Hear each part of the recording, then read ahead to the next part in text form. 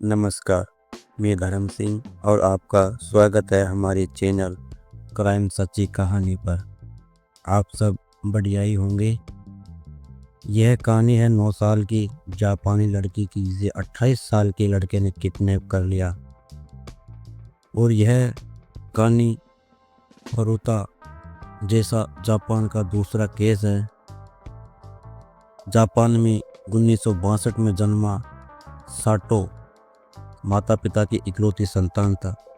जब साटो बड़ा होने लगा तो उसके पिता ने परिवार के लिए एक नया घर बनवाया।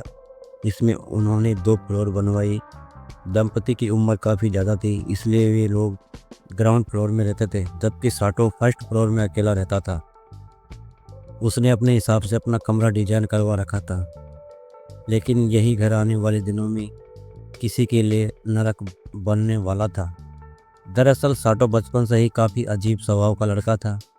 उसकी किसी से भी नहीं बनती थी, न घर में न स्कूल में। वह किसी से भी सीधे मुंह बात करता। वह छोटी छोटी बातों पर लोगों से लड़ने लगता था, इसलिए साटो का कभी कोई दोस्त भी नहीं बन पाया। सभी लोग उससे दूरी बनाकर रखते थे।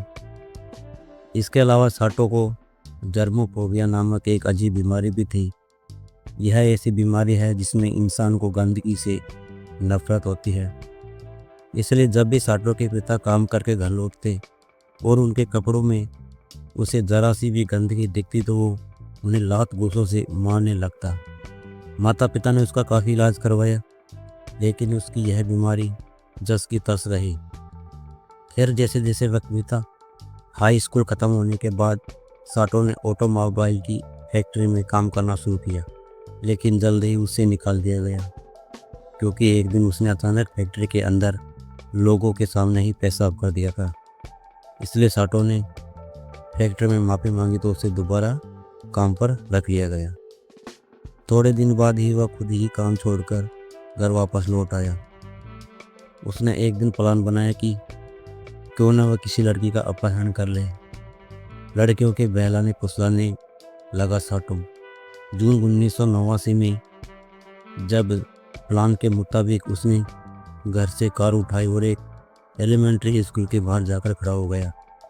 वहाँ से 4 लड़कियों का ग्रुप जा रहा था। उन लड़कियों की उम्र 9 से 10 साल के बीच थी। उसने उन लड़कियों के सामने जाकर गाड़ी रोक दी और वह गाड़ी से उतरा। उन्हें टॉफी और चॉकलेट का लालच देकर बहकाने की कोशिश की, लेकिन वो लड़कियां समझदार थी। उन्होंने उससे बात तक नहीं की और आगे जाकर उन्होंने उनके माता पिता से पूरी बात बताई। मामला पुलिस तक पहुंच गया। पुलिस ने साटो को गिरफ्तार कर लिया। पुलिस ने जब उसका मेडिकल करवाया तो उसमें पाया कि उसकी मानसिक हालत कुछ ठीक नहीं है। इसलिए कोर्ट ने उसे रिहैब सेंटर भेजने का आदेश दिया। यहाँ वह 1 महीना रहा और वापस घर लौट आया, लेकिन लोग अब साटो को लेकर तरह तरह की बातें बनने लगी, जिसके कारण साटो के पिता काफ़ी डिप्रेशन में रहने लगे। 2 महीने बाद तबीयत खराब होने के चलते उनकी मौत भी हो गई। फिर घर की सारी जिम्मेदारी अब साटो की माँ पर ही आ गई। साटो तो कोई काम करता नहीं था, इसलिए घर चलाने के लिए साटो की माँ नौकरी करने लगी। फिर दिन आया 13 नवंबर 1990 का। साटो ने शाम को माँ की कार उठाई और मार्केट की तरफ निकल गया। यहाँ उसे एक छोटी लड़की दिखाई दी। उसे वह लड़की इतनी पसंद आई कि उसे उसका किडनैप करने की सोच लिया। लड़की का नाम था कासुको सानो, जिसकी उम्र महज 9 साल थी। साटो ने कार रोकी और सानो के सामने आकर खड़ा हो गया। साटो ने उसे चाकू दिखाया और गाड़ी के अंदर बैठने को कहा। लड़की छोटी थी तो वह डर के मारे चुपचाप गाड़ी में बैठ गई। साटो ने गाड़ी स्टार्ट की और अपने घर ले गया, लेकिन घर में उसकी माँ भी मौजूद थी। इसलिए उसने लड़की के मुंह पर टेप लगा दी और आंखों पर पट्टी बांध दी और कमरे के अंदर लाकर पटक दिया। उसने फिर सानों की पट्टियाँ खोली और धमकाती हुए कहा कि तुम्हारा किडनैप हुआ है। तुम काफ़ी समझदार लड़की लगती हो। अगर तुम मरना नहीं चाहती हो तो मैं जैसा कहूँ वैसा ही करो। अगर तुमने ज़रा सी भी शोर मचाने की कोशिश की तो मैं तुम्हें जान से मार डालूंगा। वहीं शाम जब सानू घर नहीं पहुंची तो उनके माता पिता को टेंशन होने लगी। वे पुलिस स्टेशन पहुंची और बेटी की गुमशुदगी की रिपोर्ट दर्ज करवाई। पुलिस ने तुरंत उसी हर जगह ढूंढने की कोशिश की, लेकिन कहीं पर नहीं मिली। उस जमाने में सीसीटीवी नहीं होते थे, इसलिए बिना सीसीटीवी के सानू को पता लगाना बेहद ही मुश्किल था। अगले दिन होते होते पैम्पलेट्स और होर्डिंग्स इलाके में लगाए गए, तभी सानू का भी कुछ पता नहीं लगा। उधर 9 साल के सानू को अजीबोगरीब तरीके से टॉर्चर देने लगा। उसने पाँव बांध दिए, उसका जब मन करता चाकू से उसको निशान बना देता, उसे मारता पीटता, उसके चेहरे पर मुक्की बरसाता, बाथरूम भी स्वयं लेकर जाता और खाना भी अपना पसंद का ही उसे खिलाता। उसकी बहरमी से वह इतनी तंग आ चुकी थी कि कभी कभी वो खुद को भी दुख देने में तकलीफ पहुंचाती, ताकि उसे दर्द की आदत हो जाए। और उसकी टॉर्चर से सह सहकर सानू का वजन अब सिर्फ 37 किलोग्राम रह गया था।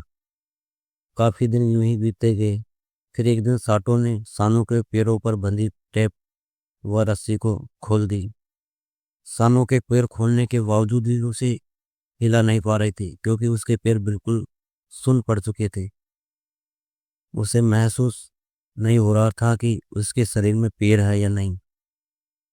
फिर जनवरी 1996 का समय आया, जब सानू को उस घर में रहते हुए करीब 5.5 साल से ज्यादा समय बीत चुका था।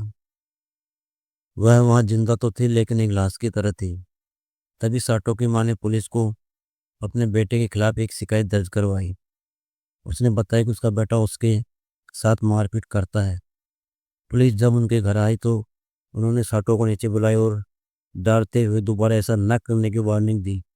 अगर उस समय पुलिस साटो का कमरा देख ले तो शायद सानू वहाँ दिखती और उस बच्ची को तभी छुड़ा लिया जाता, लेकिन ऐसा हुआ नहीं। वहाँ सानू की हालत अब काफ़ी ख़राब होने लगी थी। उसने किडनैपिंग के बाद भी कभी सूर्य की धूप नहीं देखी थी। इस कारण उसके शरीर पर विटामिन की कमी आने लगी थी। अब यहाँ सानू को लगने लगा कि उसकी यही जिंदगी है, तो उसने भी साटो का साथ देना शुरू कर दिया। उसने सोचा कि अगर वह साटो का साथ देने लगेगी तो शायद उसकी ऊपर जुल्म कम करेगा। अब दोनों के बीच में थोड़ी बहुत दोस्ती हो गई। दोनों साथ में टीवी देखते बातें करते, लेकिन फिर भी साटो उसे दोस्त नहीं बल्कि अपना गुलाम ज़्यादा मानता था। उसके अत्याचार तब भी कम नहीं हुई। वह उससे मारपीट करता। वहाँ सानू जिंदा तो रहने के लिए चुपचाप यह सब सहती रहती। उधर दूसरी तरफ साटो की माँ ने अब भी बेटे से काफ़ी परेशान थी। वह उससे भी मारपीट करता। साटो की उम्र 40 के साल करीब हो गई थी, जबकि उसकी माँ की उम्र 65 साल के करीब हो गई थी। फिर भी वह घर का कोई काम काज नहीं करता, न ही कोई नौकरी करता। वह सिर्फ माँ के पैसों पर ऐश करता। अब साटो की माँ रिटायरमेंट हो गई थी। वह घर पर रहने लगी, तो इससे घर में झगड़ा और बढ़ गया। तो वह साटो की माँ को कुर्सी पर बांध कर रखता और उसके साथ मारपीट करता। दिन भर माँ को बांध कर रखता, फिर रात को सोने के समय उसे छोड़ देता। तो एक दिन परेशान होकर 12 जनवरी 2000 के दिन साटो की माँ ने पहली बार पुलिस वालों को फोन किया और अपने बेटे की करतूत बताए। लेकिन पुलिस वालों ने इस मामले को गंभीरता से नहीं लिया। केवल फॉर्मेलिटी के लिए 19 जनवरी 2000 के दिन एक पुलिसकर्मी आया और बाहर से ही साटो की माँ से पूछताछ करके चला गया। साटो की माँ ने भी कुछ खास नहीं बताया, क्योंकि उसे लगा कि जब कोई बड़ा अधिकारी यहाँ नहीं आएगा तो उसके मामले पर कार्रवाई नहीं की जाएगी। फिर 25 जनवरी 2000 के दिन साटो की माँ ने हेल्थ ऑफिसर को फोन किया।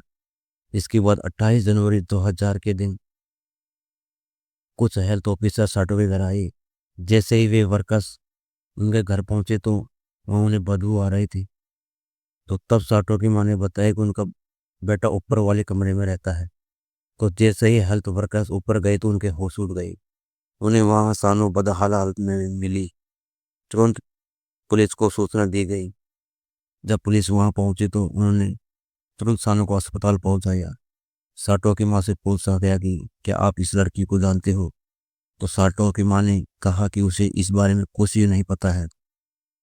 उसे पता नहीं कि लड़की कौन है, क्योंकि वह कभी ऊपर कमरे में गई नहीं थी। दरअसल साटो कभी कभी अपनी माँ को अपने कमरे में दाने से ही रोक देता था। फिर पुलिस ने सख्ती से साटो से पूछताछ की, लेकिन साटो कुछ भी नहीं बोल रहा था। वहीं सानों से जब पुलिस ने पूछा कि वह अपने बारे में कुछ बताए, तो वह कुछ भी नहीं बता पाए, क्योंकि भले ही उसकी उम्र उस समय 19 साल की हो चुकी थी, लेकिन अभी उसका दिमाग 9 साल के बच्चे का ही था। दरअसल उसकी हालत उस समय कमरे में रह रहकर काफी खराब हो चुकी थी। इसका असर उसके दिमाग पर भी पड़ा था।